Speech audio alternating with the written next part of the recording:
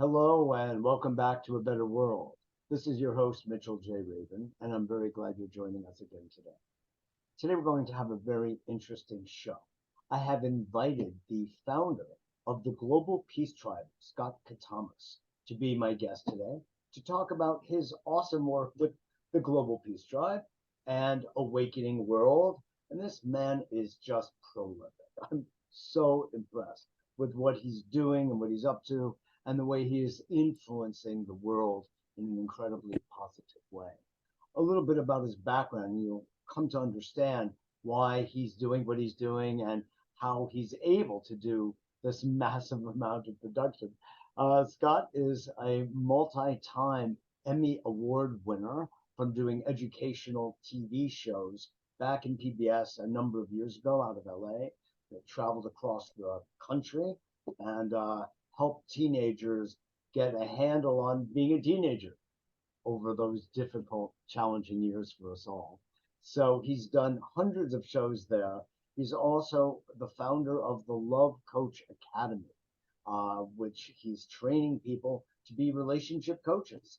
And God knows so much of our lives hinges on our ability to have healthy, harmonious, happy, and nourishing relationships. So Scott is working from the micro to the macro, and that's what he's up to these days. And it's beautiful to see, and that's why we wanted to have him on the show, as well as to talk about in a very timely way. We're in Earth Week, and we'll be doing Earth Day through A Better World and Planet Heart and several other co-sponsors that we have, including Global Peace Tribe. So Scott and I are partnering a little bit on this as well. So I want to just welcome you to the show, Scott. It's just a pleasure to have you on A Better World. Well, thank you, Mitchell. And yeah, it's all about, isn't it interesting you call your show A Better World? I call my show The Awakening World. And they're two different ways of saying the same thing, that we are really dedicated, all of us, in the peer group that you and I are blessed to be a part of, to playing our role, big and small, in really making this a better world, an awakening world. So Exactly. thank you for all that you do. Of course, my utter pleasure. I feel sometimes I tell people, Scott, that I feel like I came out of the womb this way. People say like, how did you get into that? Well, into what? Contributing to society? I mean, isn't that what we're here to do? So it's like, where's the mystery in that one? You know? I love that you say that. I was born on Christmas Day, and Oh, I literally grew up with a Messiah complex. I literally thought it was up to me to save the world. And by the time I was 10 years old, I was freaking out because I was old enough to begin to grasp how big the world was and how small I was. And of course, the point of it, that's how I saw it, that's how you saw it. And often now, when I'm teaching a large group, I'll ask how many of you believed at some point in your life that you're here to save the world or you're here to make a great contribution. Almost everybody raises their hand. And that's an interesting thing. There's some part of us that all deep down know this is a very pivotal time in human history. It's a very pivotal time in consciousness. Our consciousness has to catch up with our technology, right? That's a big part of what Timothy Leary was talking about in yeah. his final days. And we see it now again with AI, is AI going to take over because AI is more, it's clearly more intelligent, right? And so our consciousness has to catch up really rapidly. I like to kind of refine the use of the word consciousness, which is used so much, Mhm. and actually take a look at the word that's so related to it, Scott, conscience, Mhm. and look at this whole phenomenon of emotional intelligence. Mhm. Our society is so weighted in the direction of intellectual intelligence, but Mhm. we have emotional, we have physical and kinesthetic, and we have spiritual intelligence. All Mhm. of those are key components of the whole human being slash species. That's what Yeah. we've been given.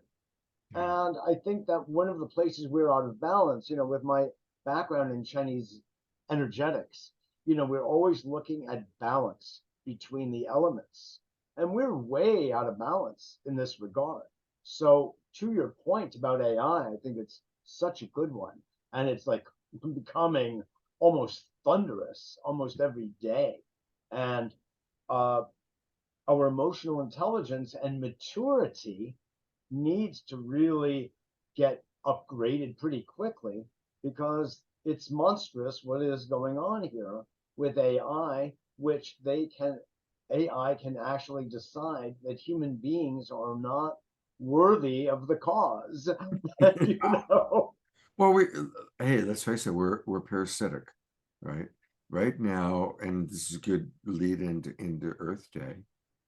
Right now, we are parasitic, and Mother Earth is being incredibly patient with us, um, but we are a danger to the planet. We are a danger to the other species, and when a parasite reaches the point that it is a danger to its host, the host has to find a way to get rid of the parasite. very true. However, the parasite can shift its behavior and become a bit more like, let's say, a tree and just, or a flower, and be aligned with the Tao, if you will, aligned with Mother Nature's rhythms and circulatory system and Yeah, nervous system. And in yeah, that way, be one with, instead of, as you're saying, perpendicular to. yeah. And right, so it's true. So you and I are both big fans of Earth Day. We've both been honoring it in many ways for many years. Uh, Myself in New York, you out on the West Coast, and we're coming together. Global Peace Tribe, A Better World, Planet Heart with Andrew Kane. We have Institute of Global Education. We've got several other co-sponsors to make this event.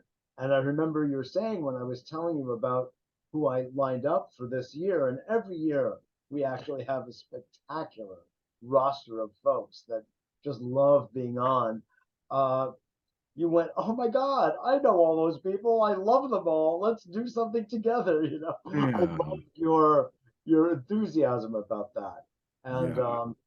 in fact, we have Lynn Twist of the Pachamama Alliance and the Soul of Which is Money. my favorite nonprofit organization. I actually took the training and was, doing teaching their Awakening the Dreamer course way back, gosh, 10, 12 years ago, I think. And Oh, wait a minute, wait a minute. Are you my brother on the West Coast? Because I did the same thing. I interviewed Lynn when the Soul of Money came out in wow. 2008. Well, you've known her longer than I have.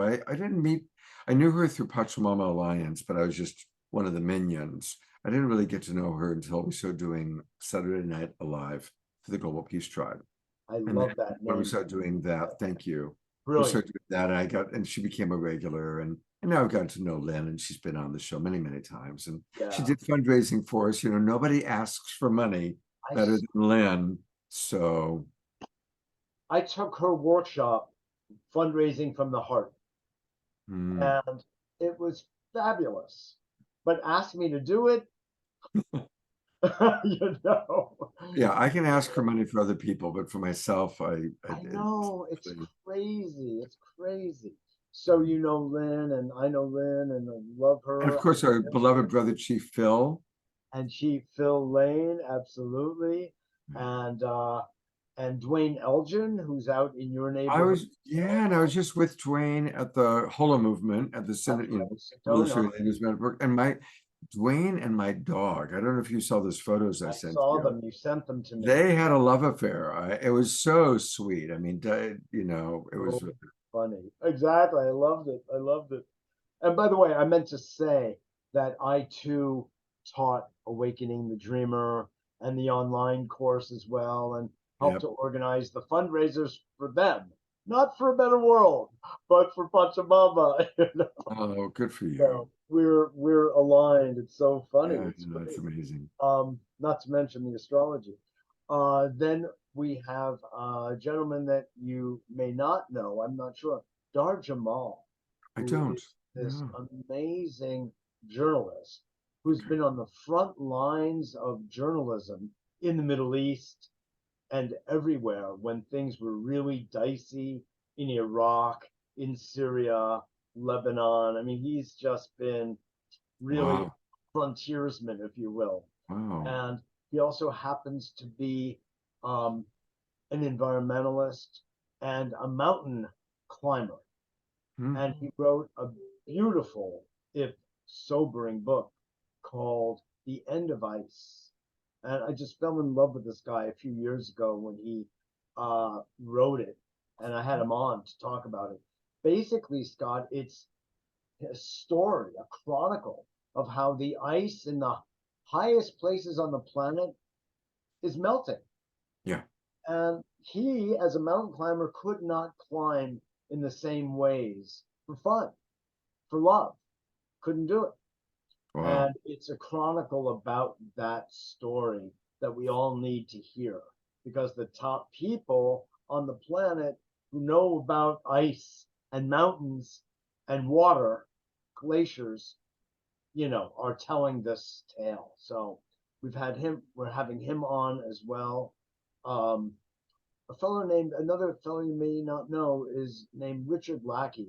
He's behind the scenes in something called the World Food Bank.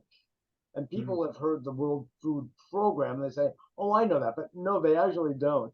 This is interestingly a for profit company, but he's using social entrepreneurship to help empower and help become prosperous a whole new middle class in Africa among farmers.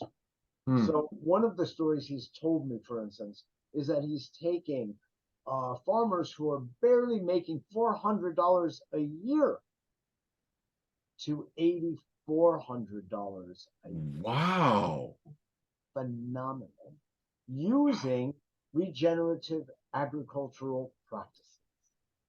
Wow. And he also bought a media company and he's using the airwaves for educating people about this in a really fun edutainment, he calls it, like we've all used that word from time to time, edutainment. So he's educating through entertaining means. So everyone gets it. And they're applying all over Africa. This is what's going on. Wow. And you wouldn't know it, you know? Wow. I So really look forward to meeting him and learning more about that. That's yeah, really wonderful. exactly. Just awesome stuff. And so impressed with him and all of the people. John Schull is another fellow entrepreneur who did a tremendous amount with prosthetics. And I met him at a Global Futures gathering online during COVID. Um, but he's done some amazing things with prosthetics, and he's taking the same mindset and bringing it to restoration of habitat and ecosystems. So he founded something, a co-founder of the what is it called? The Eco Restoration Alliance. And there's a lot about planting trees and a billion trees a year and all that, which is fantastic, except when you understand that the trees that you plant should be native to that habitat, that ecosystem. And that's Hmm. a lot of the work he's doing some work in Senegal, in Pakistan, and several other places on the planet. So it's Hmm. juicy stuff. Yeah.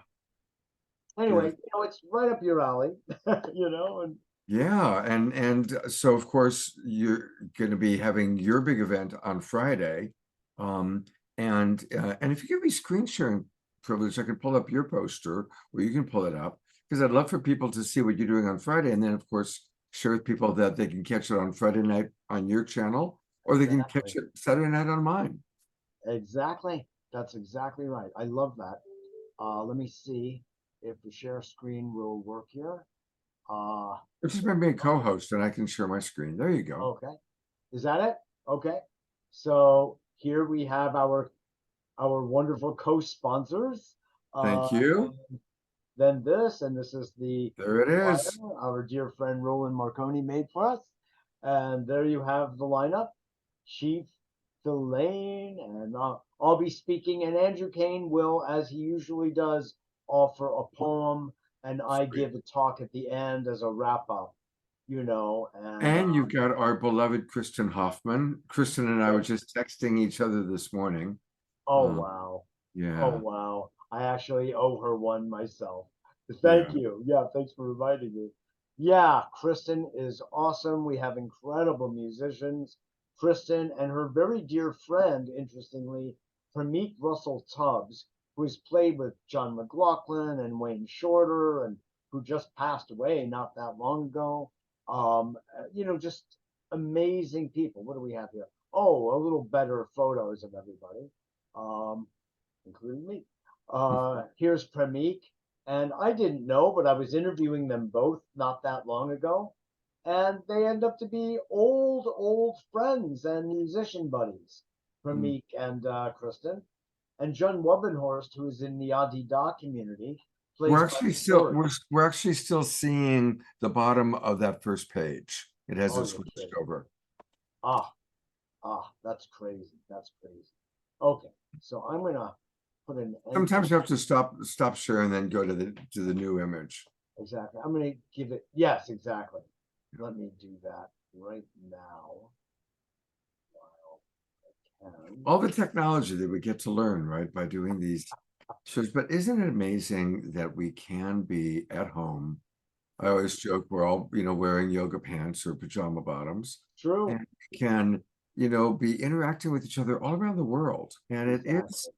pretty amazing how that can happen. You And, know, I love it. again, COVID got, compassion for the people who suffered from COVID, but it did bring the world closer in and it would have been a good time to invest in Zoom stock. I know. I regret it. Zoom stock's gone up 25 times. 25 times of what it was before COVID. Zoom had been around, but we never really tuned in to how valuable it was. Yeah. Now we've got it. So we can have you in Tiburon on with me in New York City. Yeah. And Yeah. you and I both go internationally as well, and it's just awesome. Yeah. Underneath, I want to get to something and hear what you have to say, Scott, about what you think Earth Day can do for actually advancing our current condition, which we know is literally plagued with issues. Like I was talking about Dar's book, The End of Ice. This is happening in real time. Totally. This isn't like kid stuff. We're really talking about the sixth extinction, which Yeah. our friends, I was with Swami Byandananda last night, Steve Behrman, who is interviewing me, and one of the premises was, how does this Earth Day differ from all other Earth Days? Sort of a la the Passover question, Yeah. And we were laughing about it, but we were also crying. And one of the first comments I made was, I laugh as much as I do is because I'm keeping myself from crying. Because I Mm, might cry so much when I really behold, Scott, the conditions in which we're living. And while it's beautiful, it's also painful to behold what we've done to our precious planet. I'd love to hear what you have to say about that conundrum we're living with.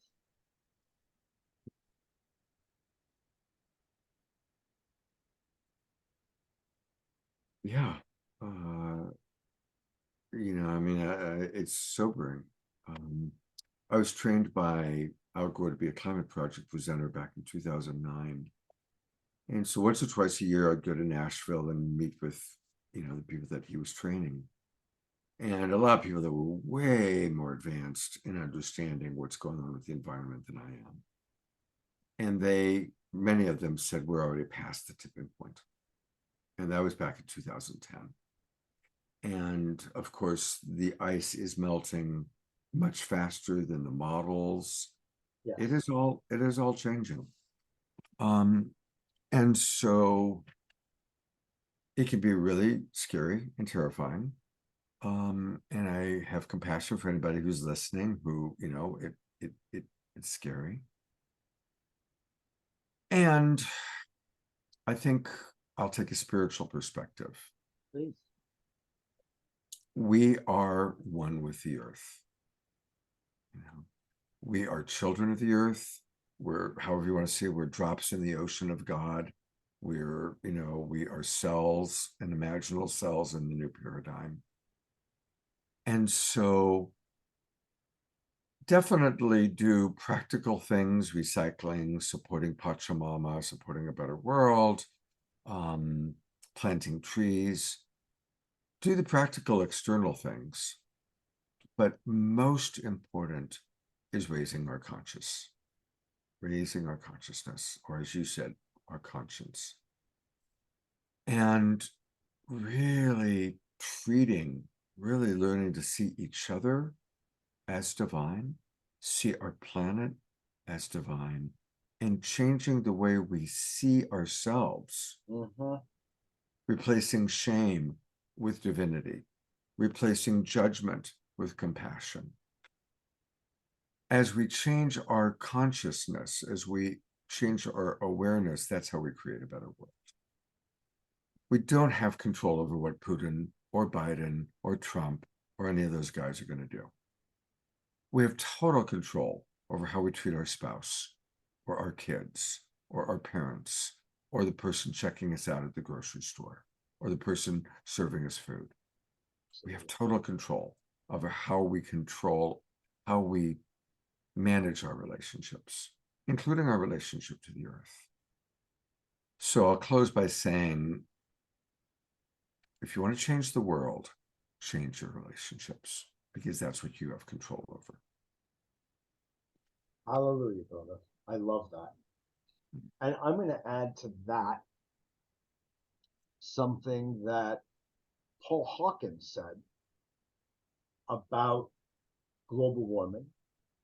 And it is, maybe it's not happening to us, but it's happening for us.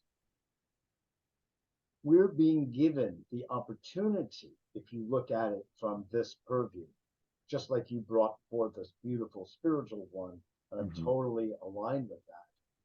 So too, we see destruction that we, as Mother Earth ourselves, Mother Nature ourselves, because this is not separate from us, have helped to destroy ourselves, which, by the way, also means jeopardize our relationships.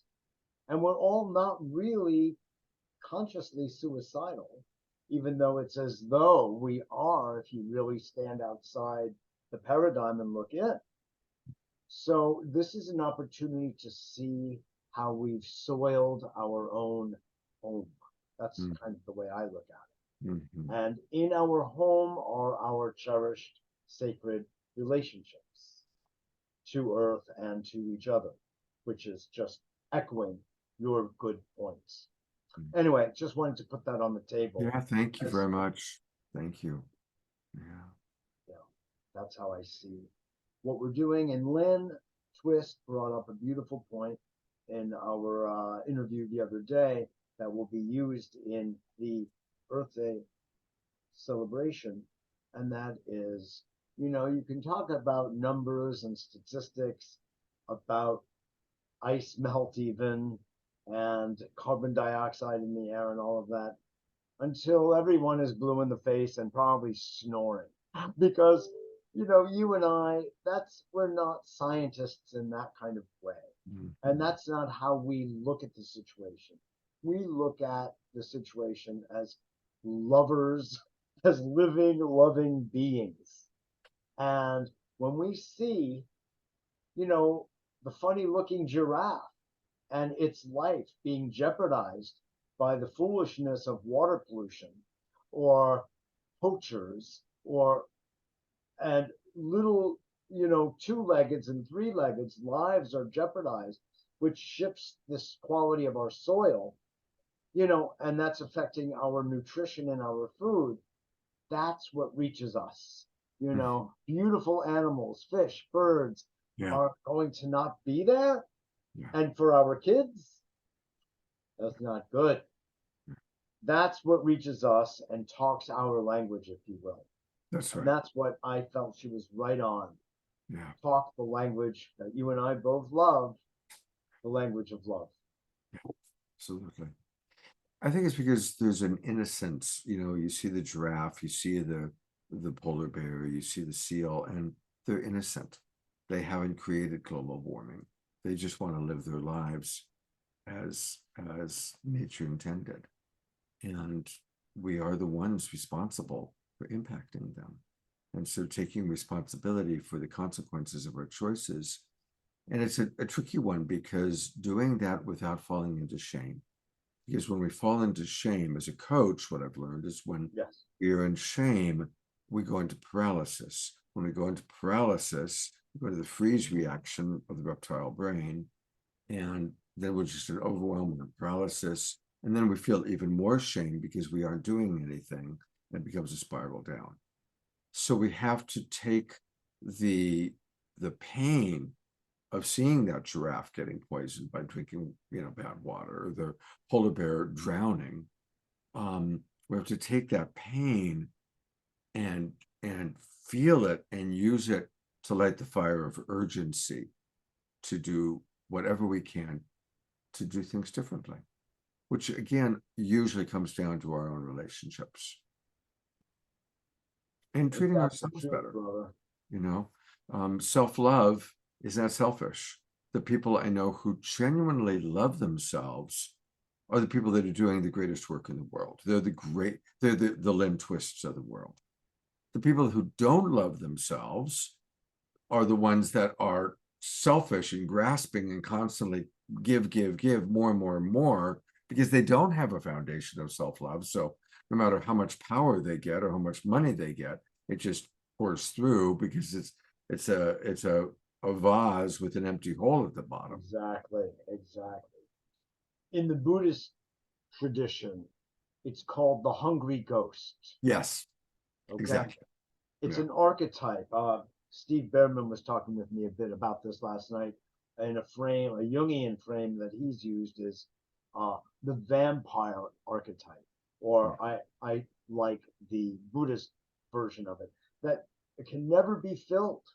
Yeah. And I talk about relationships. I know we're almost finished here, but just to kind of echo another point that you're making about the salient importance of relationships is that I was saying to him in the interview, those people who are so voracious and acquisitive and grabbing and controlling, and unfortunately, they happen to be the political leaders of our planet and the captains of industry, very often, not always, are people who didn't feel love.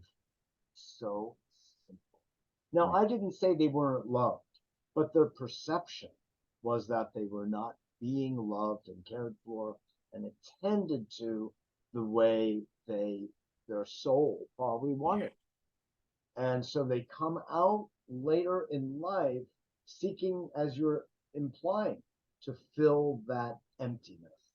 Totally. It won't get filled by the material world, man. That's not how it works.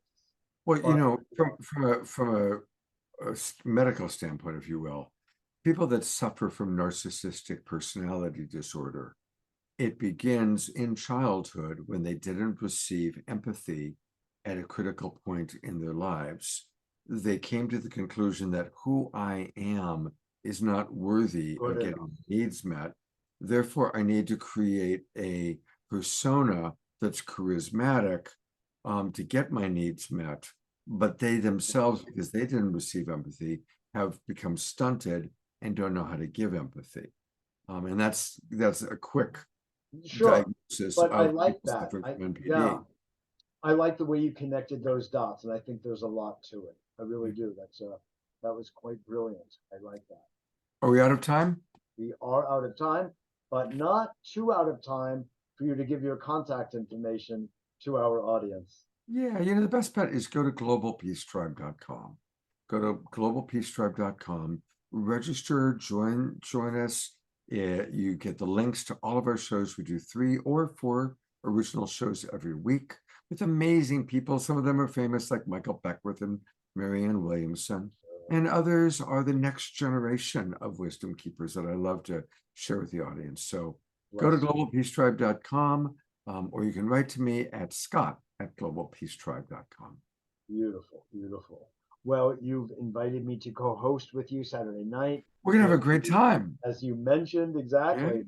We'll yeah. be re-airing what we do Friday night, Saturday night for Global Peace Tribe. Yeah, and in addition to airing what you already did, we've got wonderful live music on Saturday night with Destiny Love. She's awesome.